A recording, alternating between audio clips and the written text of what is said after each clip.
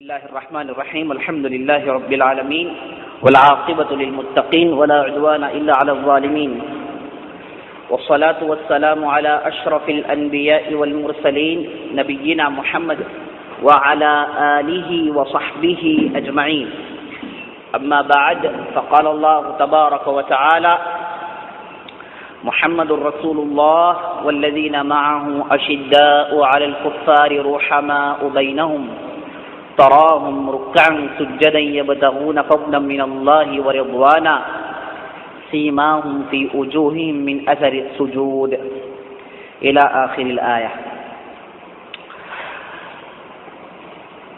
عزیز دوستو اور پیارے ساتھیوں، یہ مجلس جس میں آپ جمع ہوئے ہیں، اس مجلس میں ہم انشاءاللہ سیرت کے تعلق سے گفتگو کریں گے۔ میں سب سے پہلے اللہ رب العزت کا شکریہ بجا لاتا ہوں کہ وہ ہم اور آپ کو اس مبارک مجلس میں، اس مبارک وقت میں جمع ہونے کی توفیق بخشی اور ایسی بات میں ہم کو جمع کیا ہے جس کا تعلق نبی صلی اللہ علیہ وسلم کے زندگی سے ہے۔ آج لوگ خاص طور پر ہمارے مسلمان کئی لوگوں کی زندگیاں جانتے ہیں ہی نہیں جانتے ہیں؟ جانتے ہیں۔ ہم میں سے کون ہے جو اوباما کو نہیں جانتا؟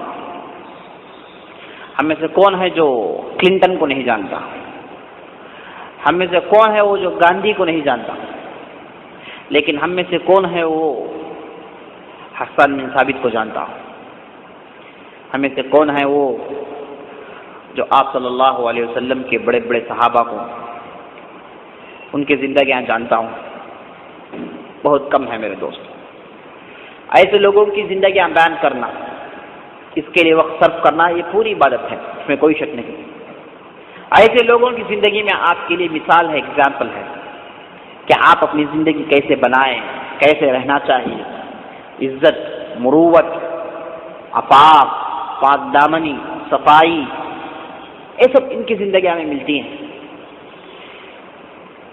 جتنے بھی دنیا کے لوگ ہیں ان کی زندگیاں آپ دیکھیں گے، ہو سکتا ہے وہ کوئی فیلڈ میں بہت بڑا کام کیے ہوں، لیکن ان کی پرسنل زندگی، معاشرے میں ان کی زندگی، سوسائٹی میں ان کی زندگی، ان کا تعلق ان کے خدا سے، اس میں سب یہ لوگ کھینچے ہیں، کورے ہیں۔ ان لوگوں کی زندگی میں ہمارے لیے ایگزامپل نہیں ہے۔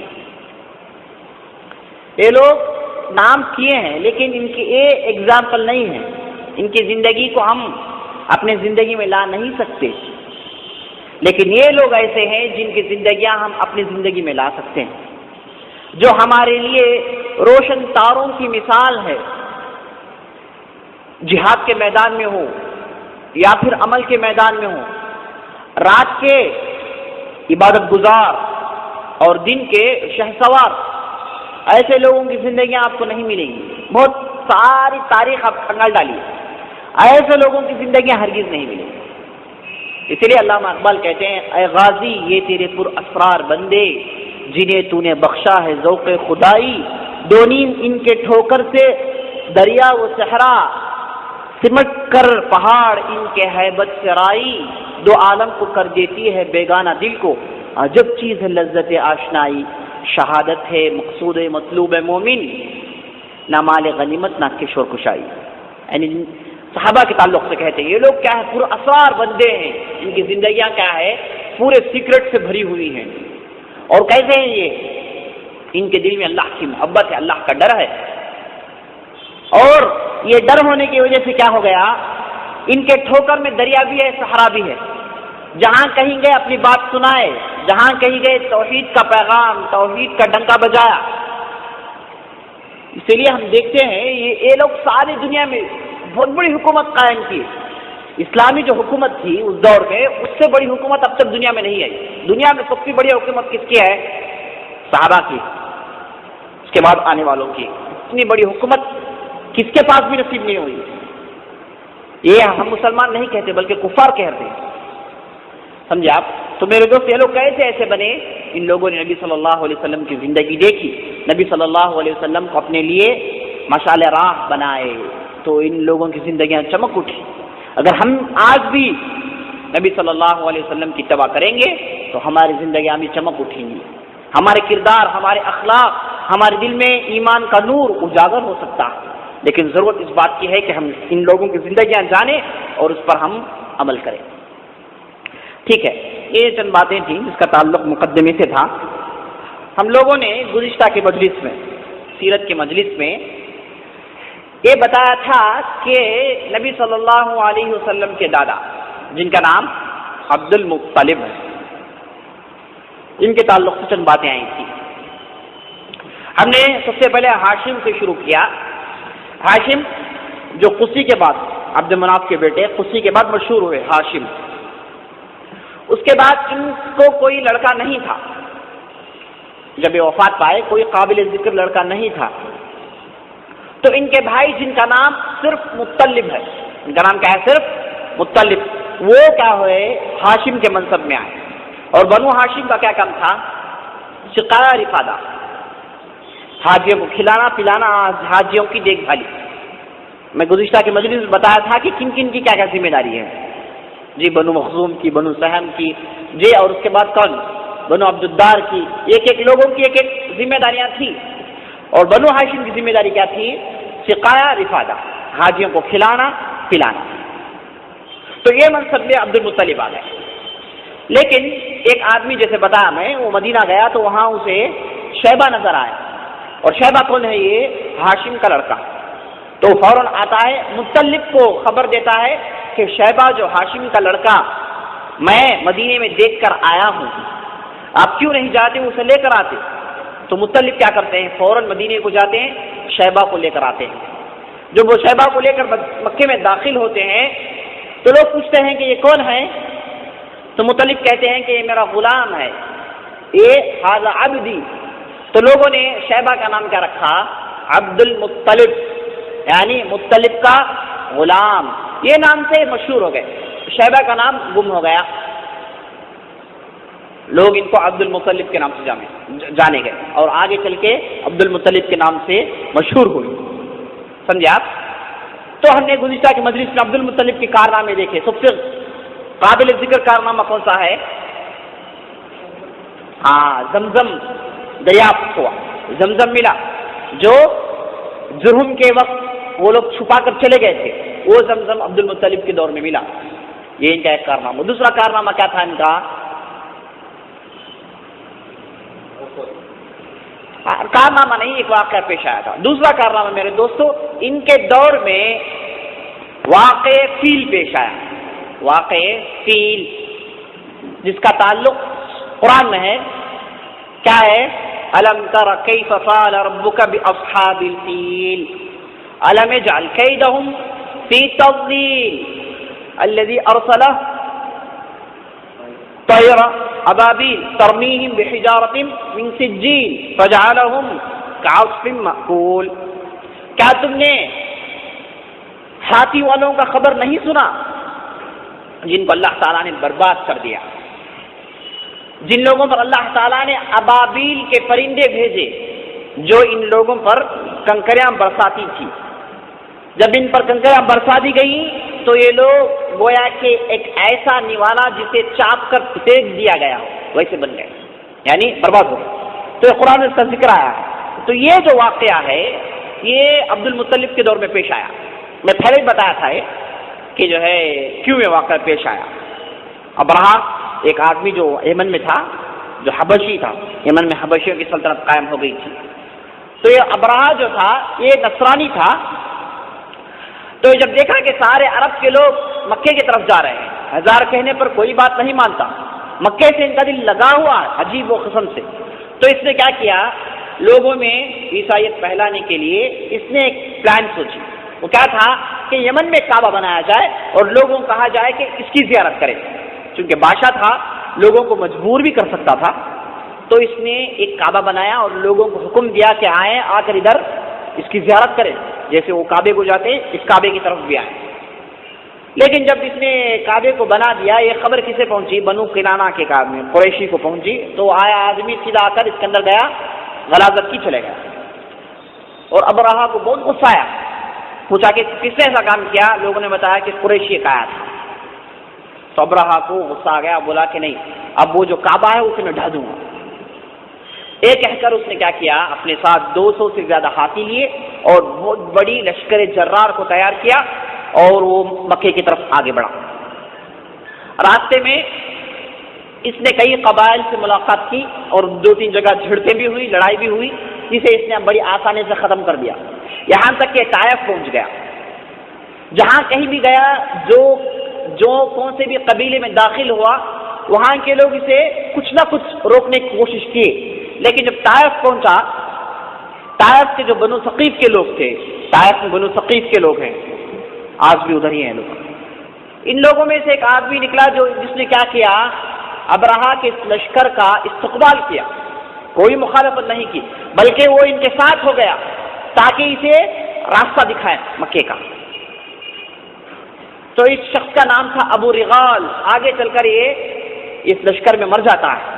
اور لوگوں نے کیا کیا، اس کی قبر بنائی، اور جاہلیت میں اس کے قبر پہ کنکریاں ماری جاتی تھی. لوگ جاتے تھے ابو رغال کی جو ہے قبر میں کنکریاں مارتے تھے، پتھر مارتے تھے. کیوں؟ کیونکہ اس نے ابرہا کا ساتھ دیا. کیا ہو گیا، اس پر صدا کی لعنت ہو گئی. اور اس کے بعد جو ہے جب یہ لڑائی میں ساتھ دیا تو اس نے ابرہا کے لشکر کو راستہ دکھایا. ابرہا کا لشکر مکے کے قریب آ گیا. مکے میں جب پہنچا ابرہا مکے کے قریب، عرفات کے قریب، تو اس نے کیا کیا، مکے میں جو بڑے سردار ہیں ان کو بلایا. کون تھے اس وقت؟ عبد المطلب. وہ نکل کر گئے. جانے کے بعد بات چیت ہوئی ابرہا سے. انہوں نے کہا کہ ابرہا کو آپ رک جائیں. ابرہا بولا کہ نہیں، میں رکنے کے لیے نہیں آؤں، بلکہ میں ڈھانے کے. اچھا آدمی تھا وہ، لیکن اس نے ٹھان لی تھی کہ مکے کو ڈھاؤں گا میں. تو عبد المطلب بولے کہ آپ کی مرضی، لیکن شرط یہ ہے کہ میرے جو جانور آپ کے پاس پھنس گئے ہیں وہ جانور مجھے واپس کر دیجئے. یہ جانور کی حفاظت میں کروں گا. رہی بات کعبے کی، اس کا خدا، اس کا رب ہے، وہ اس کی حفاظت کرے گا. یہ کہہ کر انہوں نے اپنے جانور کو لیا اور کیا کیے، آ کر مکے میں اعلان کر دیا کہ پورے قبائل والے پہاڑ کے چوٹیاں میں جا کر رہ جائیں. اب ابرہا کے لشکر سے ہم کو کوئی بچا نہیں سکتا سوا اللہ کے. یہ کہہ کر پورے قریشی کیا ہو گئے، پورے قبائل مکے کے پہاڑ کی چوٹیوں میں چڑھ گئے. مکہ خالی ہو گیا. اور ابرہا نے کیا کیا، لشکر کو آگے بڑھایا. جب لشکر کو آگے بڑھایا، ہاتھیوں کو آگے بڑھانے کی کوشش کی. ہاتھی نہیں ہٹ رہے ہیں. ایک وادی کو پہنچے جو عرفات اور مزدلفہ کے بیچ میں، جسے کہتے ہیں وادی محصر. جسے کہتے ہیں وادی محصر. آج بھی جب حاجی مزدلفہ سے عرفات سے مزدلفہ آتے ہیں، عرفات سے مزدلفہ کب آتے ہیں؟ 10 تاریخ کو، یعنی شام میں عرفات سے مزدلفہ کا. تو راستے میں ایک وادی پڑتا ہے جسے وادی محصر کہتے ہیں. یہاں پر نبی صلی اللہ علیہ وسلم کا طریقہ یہ تھا کہ وہ جلدی چلتے تھے. وہ کیا کرتے تھے، اس وادی میں جلدی چلتے تھے، کیونکہ عذاب آیا تھا. اس لیے نبی صلی اللہ علیہ وسلم اس وادی کو بڑی تیزی سے پار کرتے تھے. تو یہ وادی میں جب اس کے ہاتھی پہنچے تو ہاتھی آگے بڑھنے کے لیے تیار نہیں ہیں. ہاتھیوں کو مشرق کی طرف ڈالا جا رہے ہیں، یمن کی طرف ڈالا جا رہے ہیں، دوسرے طرف ڈالا جا رہے ہیں. لیکن جب کعبے کی طرف کیا جا رہا ہے، آگے بڑھنے کو تیار نہیں، ٹھٹ سے مس نہیں ہو رہے. اور ان کے 2 پیر زمین میں دھسے جا رہے ہیں. ہاتھی کے جو سامنے کے جو 2 پیر تھے پورے زمین میں دھسے جا رہے تھے. تو ابرہا کو پتا چل گیا کہ کچھ عجیب و غریب معاملہ ہو رہا ہے.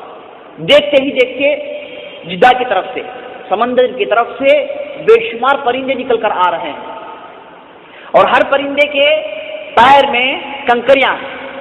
جیسے ہی وہ لشکر کے اوپر آئے، لشکر کو ان لوگوں نے کور اپ کر لیا، ڈھانک لیا، اور اس کے بعد ان لشکر والوں پر کنکریاں پھینکی گئی.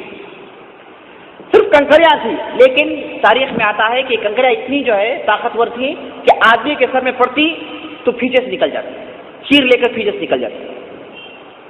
اور ہر کنکری میں کس شخص پر گرنے والا اس شخص کا نام تھا، یعنی گویا کہ پوری متعین تھی.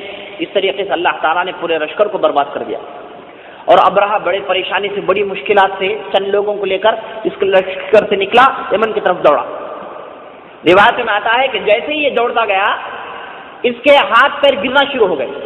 ایک پیر گرا، اس کے بعد آگے بڑھے، پھر ہاتھ گر گیا، اور اس طریقے سے چھوٹا ہو گیا، اور جب جو ہے یمن پہنچا تو بالکل جو ہے چھوٹی تھیلی کے سائز کا ہو گیا، ادھر پہنچ کر مر گیا۔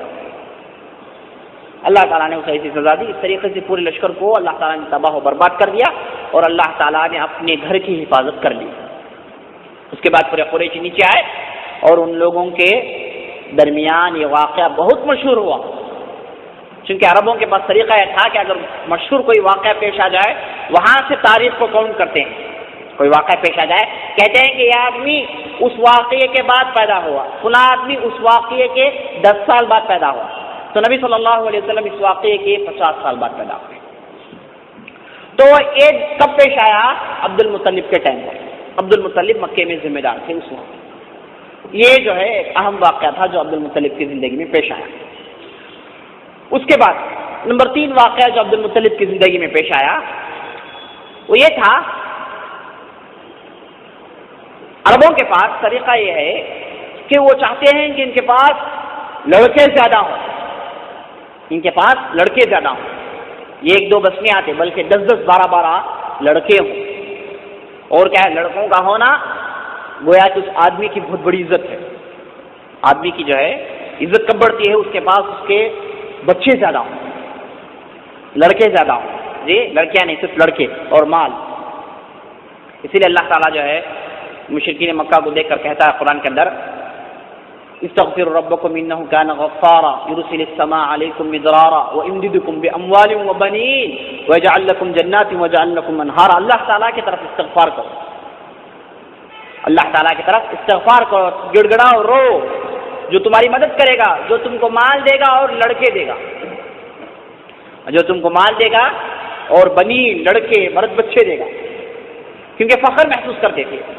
تو عبد المطلب کے جو تھے ان کے یہاں کم لڑکے تھے، ان کی خواہش تھی کہ ان کے پاس زیادہ لڑکے ہوں، تو انہوں نے اللہ کے پاس دعا کیا کہ اگر اللہ مجھے 10 لڑکے دے دے گا اور 10 نوجوان ہو جائیں گے اور جو میری حفاظت کریں گے، ویسی صورت ہو جائے تو میرا جو آخری لڑکا ہے وہ میں تیرے لیے ذبح کر دوں گا، وہ میں تیرے لیے ذبح کر دوں گا۔ یہ ان کا ایک نظر تھا، اور اسلام میں بھی حکم یہ ہے کہ آپ نظر کریں تو اسے پورا کریں، نظر کریں پورا کریں، سوائے معصیت میں۔ کوئی آدمی ایسا نظر کیا کہ میں فلاں کام ہو جائے تو میں حرام کام کروں گا، مثال طور ایک آدمی بولا کہ میں شراب پیوں گا فلاں کام ہو جائے، یا پھر ایسے چیزیں جس سے اسلام نے روکا ہے، وہی سے اگر نظر کیا ہے تو آدمی نظر توڑ دے گا، کفارہ ادا کرے گا، یہ اسلام میں حکم ہے۔ تو ہوا یہ کہ یہ جو نظر کیے آگے چل کر نظر پوری ہوئی، ان کو اللہ تعالیٰ نے 10 لڑکے دیے اور 10 بھی مضبوط تھے اور 10 بھی ان کی حفاظت کرتے تھے۔ تو آخری لڑکا تھا جن کا نام کیا تھا؟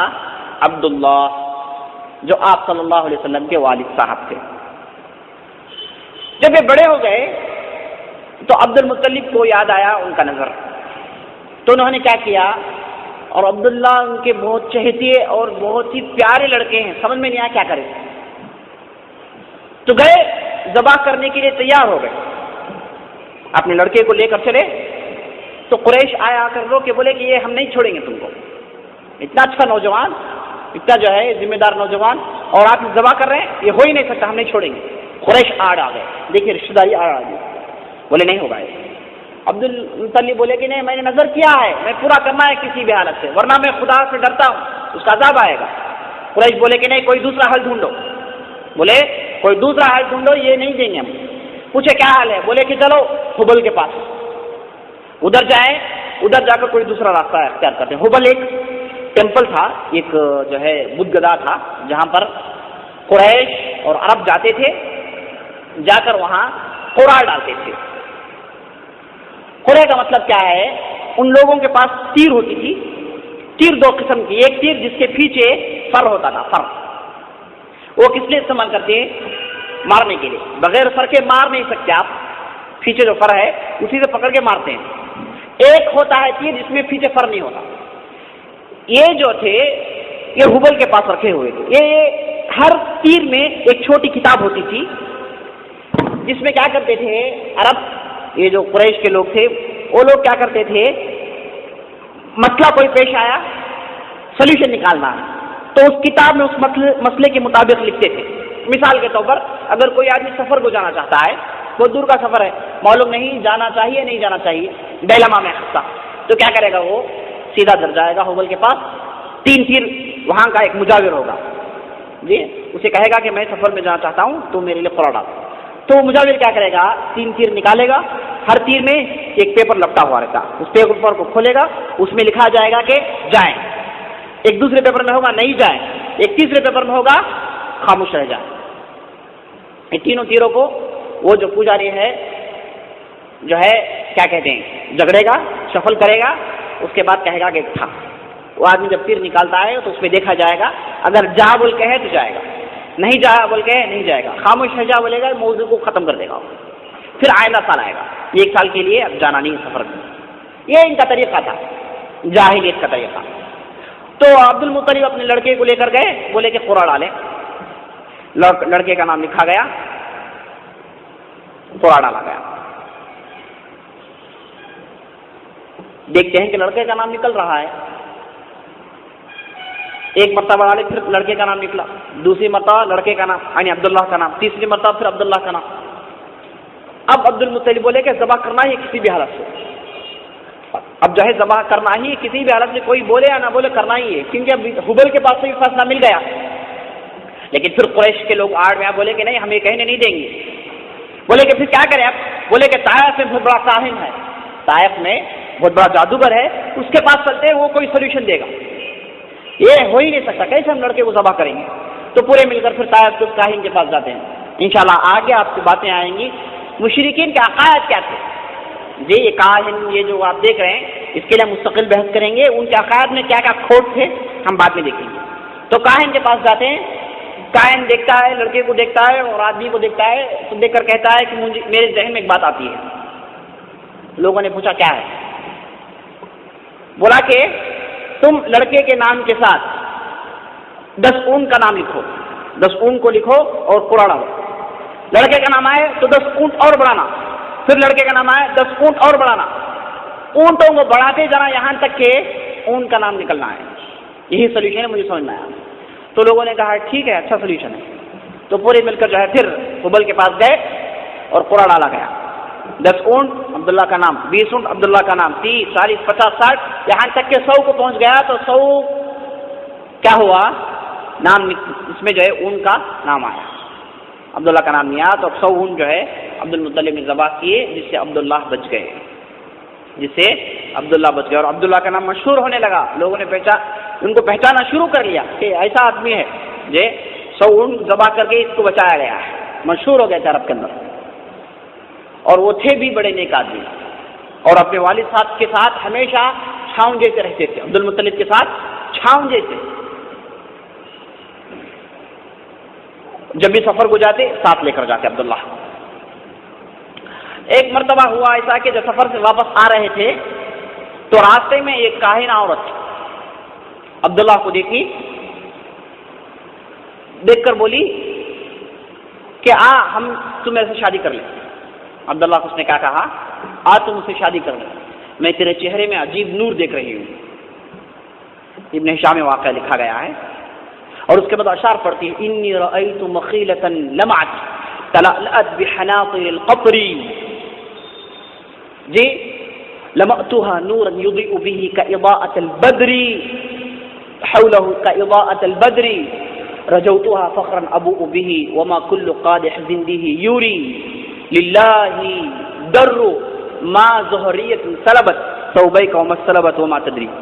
اشعار پڑھتی اس میں کہتی ہے کہ میں اس شخص کو دیکھا، میں نے جب اس شخص کو دیکھا تو اس کے چہرے میں جو ہے ایک نور چمک رہا تھا. کیسا نور؟ جیسے ابر میں بجلی پڑے تو چمکتا ہے ابر، اس طریقے کا نور میں دیکھ رہی ہوں. میں چاہتی ہوں کہ وہ نور میرے حصے میں آئے، لیکن ہر آدمی جو چاہتا ہے اس طریقے سے ہوتا نہیں. ایک کہہ کر خاموش ہو جاتی ہے. اور ان کے والد صاحب عبد المطلب سے کہتے ہیں کہ نہیں تم اس شادی مت کرنا، روک دیتے ہیں عبداللہ. اس کے بعد سیدھا جو ہے بنو زہرہ میں جاتے ہیں. بنو زہرہ کون ہیں؟ وہ بھی قریش جاتے ہیں. اور بنو زہرہ کے جو لیڈر تھے جن کا نام وہب تھا ان کے پاس جاتے ہیں. سردار کہتے ہیں کہ میرا لڑکا عبداللہ ہے، میں چاہتا ہوں کہ تمہاری لڑکی سے اس کی شادی ہو جائے. وہب کہتے ہیں کہ ٹھیک ہے، جن کا نام وہب الزہری تھا، ان کی بیٹی کا نام جن کا نام آمنہ بنت وہب الزہری، ان سے شادی ہو جاتی ہے جو آپ صلی اللہ علیہ وسلم کے والدہ تھیں جی۔ تو عبداللہ کی شادی ہوتی ہے، جیسے ہی شادی ہوتی ہے اسی وقت چند دنوں کے بعد عبداللہ سفر کے لیے نکلتے ہیں، کس نیت سے؟ تجارت کے لیے شام کو جاتے ہیں، واپس راستے میں مدینے کے قریب وفات پا جاتے ہیں۔ اب تک نبی صلی اللہ علیہ وسلم پیدا نہیں ہوئے، نبی صلی اللہ علیہ وسلم آمینہ کے پیٹ میں ہیں، ابھی پیدا نہیں ہوئے، راستے میں عبداللہ وفات پا جاتے ہیں۔ جب عبداللہ وفات پا جاتے ہیں تو عبد المطلب آپ صلی اللہ علیہ وسلم کی غیر معمولی دیکھ بھالی کرتے ہیں، انشاءاللہ ہم بعد بھی دیکھیں گے۔ نبی صلی اللہ علیہ وسلم کی پیدائش یہ جو ہے انشاءاللہ ہمارا دوسرے مجلس کا موضوع ہے۔ آج ہم جس چیز کو گفتگو کرنے والے ہیں، آپ صلی اللہ علیہ وسلم پیدا ہونے سے پہلے عرب کے اندر کیا کیا مذاہب تھے، کیا کیا ریلیجنز تھے۔ ضروری ہے ریلیجن جو تھے عرب کے اندر کیا کیا تھے، اور کون سے ریلیجن رائج تھے عرب کے باہر بھی۔ عرب کے اندر آپ دیکھیں گے خاص طور پر حجاز اور آس پاس کے علاقے میں کوئی مذہب نہیں تھا سوائے مذہب ابراہیمی، ابراہیم علیہ السلام کا دین، جس کا وہ دعویٰ کرتے تھے۔ اب کسی جو ہے مشرک سے، مکے کے مشرک سے، اب باہر کسی سے پوچھیں گے تم کون سے دین میں ہو، کہیں گے کہ ہم ابراہیم کے دین میں ہیں۔ سب کو معلوم ہے کہ ہم ابراہیم کے اولاد ہیں، ہم جو بھی کر رہے ہیں ابراہیم کے دین کے مطابق کر رہے ہیں۔ اب سوال یہ پیدا ہوتا ہے کہ ان کے اندر شرکی عقیدہ کہاں سے آیا، بت پرستی کہاں سے آئی؟ یہ لوگ چونکہ ابراہیم کے مذہب میں چانس ہی نہیں، وہ امام التوحید ہے، وہ ان کے اور بت پرستی میں کوئی تعلق نہیں ہے، یا نہیں ہے؟ کوئی تعلق نہیں ہے۔ وہی تو دعا کر رہے ہیں، رب اجنبنی وبنی ان نعبد الاصنام، اے اللہ مجھے اور میری اولاد کو کس سے بچا؟ یہ بتوں کی پرستی سے بچا، اصنام غیر اللہ کی پرستی سے بچا، یہ ان کی دعا تھی۔ تو ابراہیم کے مذہب میں بت پرستی کا ہونا جو ہے کوئی تعلق میل ہی نہیں کھاتا، تو پھر کیسے بت پرستی ہے؟ اس کے پیچھے تاریخ ہے۔ ایک شخص تھا جس کا نام عمرو بن لحی الجرہمی، نام کیا تھا؟ عمرو بن لحی الجرہمی۔ جرم کی حکومت مکے میں کب تھی؟ ہاں، نبی صلی اللہ علیہ وسلم آنے سے پہلے، قریش سے پہلے بنو خزاعہ تھے، اور بنو خزاعہ سے پہلے جرہم تھے، اور ان لوگوں کی حکومت تقریباً 2 سال چلی، 2000 سال چلی جی، اس وقت کے لوگ ہیں۔ تو اس وقت جو ہے ایک آدمی سردار بنتا ہے جس کا نام عمرو بن لحی الجرہمی۔ یہ آدمی شام کو جاتا ہے جو ہے تجارت کے لیے، شام میں دیکھتا ہے کہ وہاں کے چند لوگ بت پرستی کر رہے ہیں، بت ہے اس کی عبادت کی جا رہی ہے، سامنے باقاعدہ سجدے چل رہے ہیں۔ تو یہ آدمی نے سوچا کیوں نہ ہم بھی جو ہے یہ چیز کو اختیار کریں۔ شیطان ہر آدمی کے ساتھ ہوتا ہے، وسوسہ ڈالا شیطان، بولا کہ کیوں نہ ہم بھی جو ہے یہ چیز کو اختیار کریں۔ وہ گیا، اس نے جو سب سے پہلے ہبل کے بت کو لایا، ہبل ایک بت ہے جی، اسے لے کر آتا ہے، لے کر آ کر سیدھا کہاں نصب کرتا ہے؟ کعبے کے پاس، اور لوگوں کو حکم دیتا ہے کہ تم تمام لوگ اس بت کی عبادت کرنا۔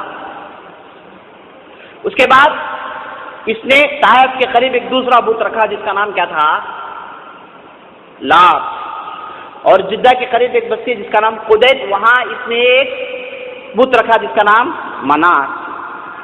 یہ 3 بت کیا تھے؟ سارے عرب میں مشہور تھے، پورے عرب ان بتوں کو بہت بڑا خدا مانتے تھے، اور اس طریقے سے اس نے بت پرستی عام کر دیا عربوں کے پاس، ورنہ اس سے پہلے عربوں کے پاس بت پرستی نہیں تھی، دوسرے خامیاں تھی، لیکن نہیں، توحید میں باقی تھے، ایک خدا کی عبادت کرتے تھے۔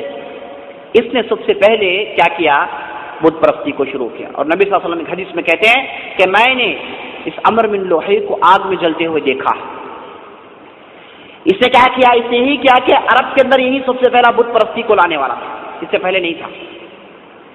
اور اس کے بعد جب یہ بت پرستی عام کر دیا، لوگوں کو حکم دے دیا کہ ان بتوں کی عبادت کی جائے، اس کے علاوہ کئی چیزوں کو یہ ایجاد کیا۔ ایک آدمی آیا جدہ کے قریب سے، آ کر بولا کہ نوح علیہ السلام کے زمانے میں جو 5 بڑے بڑے بت تھے وہ جدہ کے قریب کوئی ایک علاقے میں دفن کر دیے گئے ہیں، آئیے ہم جا کر ان دفن کیے ہوئے بتوں کو نکالتے ہیں، نکال کر باقاعدہ پھر اس کی عبادت کرتے ہیں۔ نوح علیہ السلام کے زمانے میں 5 بڑے بڑے بت تھے، لا تذرن ودا ولا سواع ولا یغوث یعوق ولا نصر، جب نوح علیہ السلام نے ان کو دعوت دیا تو ان لوگوں نے کیا کہا؟ لوگوں تم لوگ ود، یعوث، سوا، یغوث، نصر، یہ 5 ہیں، ان کو مت چھوڑو، ان کو باقاعدہ عبادت میں پکارو۔ معلوم یہ ہوتا ہے کہ کوئی بہت بڑا آدمی آیا تھا، توحید کا کام کیا، ان بتوں کو دفن کر دیا تھا، لیکن ایک آدمی آیا پھر عمرو بن لحی کو چھیڑا تو وہ گیا، پھر ان بتوں کو باہر نکالا، پھر ادھر جگہ وہی جگہ نصب کیا گیا، اور پھر جو ہے عبادت شروع ہو گئی۔ دیکھتے ہی دیکھتے عرب کے اندر بتیں بہت زیادہ ہو گئی، یہاں تک کہ جب نبی صلی اللہ علیہ وسلم مکے میں داخل ہوئے فاتح کی حیثیت سے، تو 360 بت رکھے ہوئے تھے، اور آپ صلی اللہ علیہ وسلم اپنے تلوار کو لیے ایک ایک بت کو مارتے گئے، بولتے گئے جاء الحق وزهق الباطل، حق آ گیا اور باطل جاتا رہا، ایک ایک بت کو نبی صلی اللہ علیہ وسلم نے توڑا۔ تو یہ بت پرستی عام ہو گئی تھی عرب کے اندر۔ تو سب سے مشہور ہبل، لات، منات، عزا، یہ تو بڑے بڑے بت تھے جس کی عبادت کرتے تھے عرب۔ تو عرب اس طریقے سے کیا ہو گئے؟ بت پرست قوم ہو گئے، آئیڈلیٹرس ہو گئے۔ عرب کے اندر یہی مشہور تھا۔ اس کے علاوہ کئی جو ہے بدعت ہی انشاءاللہ میں آگے بتاؤں گا۔ تو یہ لوگ کیا کرتے تھے؟ یعنی بت پرستی شروع ہونے کے بعد بتوں کے پاس جاتے تھے، جا کر چڑھاوے چڑھاتے تھے، یہ ایک طریقہ۔ دوسرا طریقہ کیا تھا جو بتایا میں؟ مصیبت آ جائے ان بتوں کے پاس جاتے، قرآن ڈالتے جی، اور اس کے بعد کیا کرتے تھے؟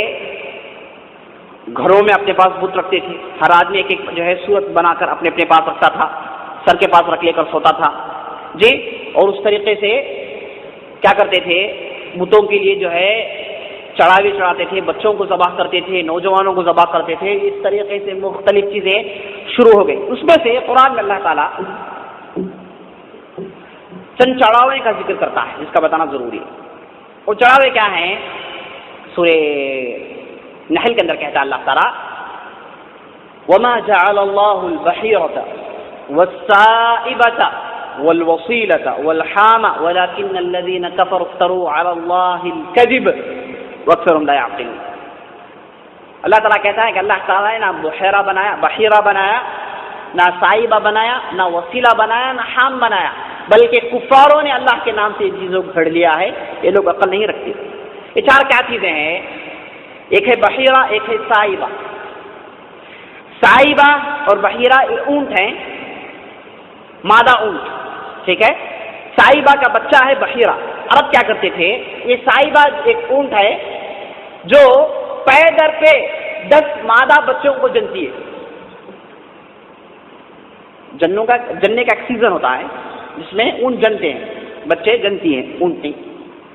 تو اگر یہ اونٹنی 10 بچے جن لے، یعنی یہ ایک سیزن میں ایک بچہ اور ایک سیزن میں 2 بچے، 3 بچے، اس طریقے سے 10 بچے اگر جن لیتی ہے تو عرب کہتے ہیں کہ یہ اونٹنی سائبہ بن گئی ہے۔ کیا مطلب سائبہ؟ ابھی اللہ کی ہو گئی، اللہ کے قریب ہو گئی ہے۔ کوئی آدمی اس پر نہ چڑھے، کوئی آدمی اس کا سواری مت کرے، کوئی ذبح کر کر کھا بھی نہیں سکتا، بلکہ اللہ کے راہ میں ہوں ایسے ہی چلتی رہے گی۔ ہاں، اس کا دودھ صرف مہمان پی سکتے ہیں۔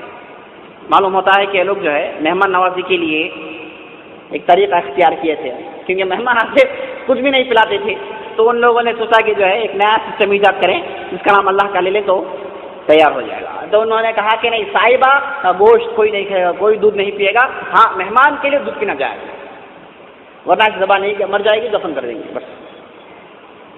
اس کا بچہ جو آخری جو 11 بچہ جنتی ہے، جسے کہتے ہیں یہ لوگ بحیرہ، اس پر بھی کیا کرتے ہیں؟ سواری نہیں کرتے، نہ اسے ذبح کرتے ہیں، دونوں کو اللہ کے راہ میں چھوڑ دیتے ہیں۔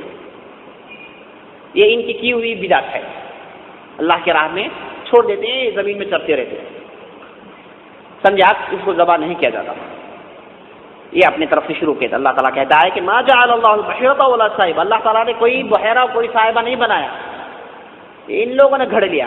نمبر 3 چیز کیا ہے؟ الوسیلہ۔ الوسیلہ کیا ہے؟ یہ بکری ہے، یہ بکری ہے جو کیا ہے؟ پیدر پہ 2 بول کے، کیونکہ بکری 2 بچے دیتی ہے، 2 بول کے اگر 10 مادہ کو جن لے، 2 بول کے اگر 10 مادہ کو جن لے تو خلاص یہ بکری بھی کیا ہو گئی؟ وسیلہ بن گئی۔ اب اسے نہ ذبح کیا جا سکتا ہے، نہ کھایا جا سکتا ہے. خلاص یہ اللہ کی راہ میں چلتی رہی، اسے کہتے ہیں وسیلہ. اور نمبر 3 کیا ہے؟ الحام. الحام کیا ہے؟ یہ اونٹ ہے جو مادہ سے ملنے کے بعد وہ مادہ بچہ جنتی ہے. اونٹ ہے، ایک مادہ اونٹنی سے ملنے کے بعد وہ مادہ اونٹنی بچہ جنتی ہے. اگر یہ جو مادہ بچہ جنے 10 مرتبہ مادہ بچہ جنے تو یہ اونٹ کیا ہو جاتا ہے؟ حام بن جاتا ہے. اسے بھی ذبح نہیں کیا جائے گا، نہ اس پر سواری ہوگی، بلکہ اسے کھلے زمین میں چھوڑ دیا جائے گا. اس طریقے سے 4 چیزیں قرآن میں اس کا ذکر آیا، اس لیے ہم نے تفصیل سے اس کا ذکر کیا ہے. ما جعل اللہ البحیرۃ والسائب والوصیلۃ والحام ولکن الذین کفروا افتروا علی اللہ الکذب. لیکن یہ کفار تھے جن لوگوں نے اللہ پر بہتان باندھا، اللہ تعالیٰ نے نہیں بنایا. یہ ایک چیز شروع کیے تھے وہ لوگ. دوسری کی چیز کیا تھی؟ فصل شروع کرتے تھے.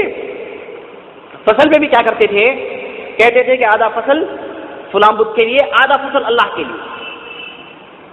اللہ کو نہیں چھوڑتے لیکن ساتھ شرک کرتے. کہتے ہیں کہ آدھا فصل ہمارے بتوں کے لیے، آدھا فصل اللہ کے لیے. اگر جب جو ہے فصل کاٹنے کا موقع ہے، بتوں کے نام کے جو فصل ہے اسے کیا کرتے ہیں؟ بتوں کے نام پر چڑھاتے ہیں. اگر فصل میں کمی پیشی ہو جائے تو اللہ کے نام سے جو فصل ہے اسے کینسل کر دیتے ہیں. پہلے بولے برابر بھائی لیکن اب کینسل. جی کیسے لوگ ہیں؟ دیکھیے اللہ تعالیٰ قرآن میں اس کا ذکر کرتا ہے، کہتا ہے کہ وَجَعَلُوا مِمَّا ذَرَأَ مِنَ الْأَنْعَامِ وَالْحَرْثِ نَصِيبًا فَقَالُوا هَذَا لِلَّهِ بِزَعْمِهِمْ وَهَذَا لِشُرَكَائِنَا فَمَا كَانَ لِشُرَكَائِهِمْ فَلَا يَصِلُ إِلَى اللَّهِ وَمَا كَانَ لِشُرَكَائِهِمْ فَهُوَ يَصِلُ وَمَا كَانَ لِلَّهِ فَهُوَ يَصِلُ إِلَى شُرَكَائِهِمْ سَاءَ مَا يَحْكُمُونَ. اللہ تعالیٰ کہتا ہے کہ ان لوگوں نے اپنے جانوروں میں، اپنے کاشتکاری میں، اپنے ایگریکلچر میں، فیلڈ میں کیا کرتے ہیں؟ 2 حصے بناتے ہیں، ایک اللہ کے لیے، ایک ان کے شرکا کے لیے. جو شرکا کا ہے یعنی مسئلہ پیش آ جائے وہ شرکا کو جائے گا، اللہ کو نہیں جائے گا.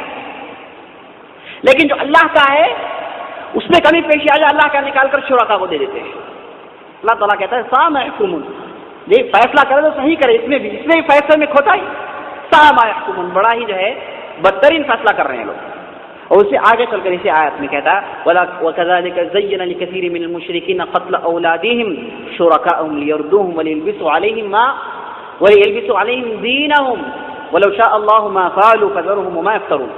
اللہ تعالیٰ کہتا ہے اسی طریقے سے ان کے جو شرکا تھے کیا کیے؟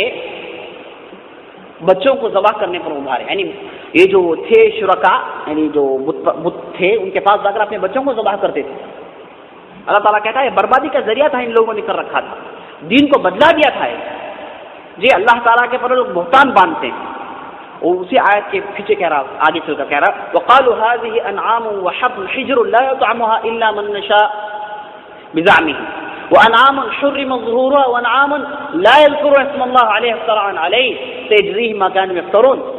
اللہ تعالیٰ کہتا ہے یہ مشرکین کہتے تھے کہ یہ جو چوپائے ہیں اور یہ جو کاشتکاری ہے، اس میں سے بعض ایسے چوپائے ہیں جو کیا ہیں؟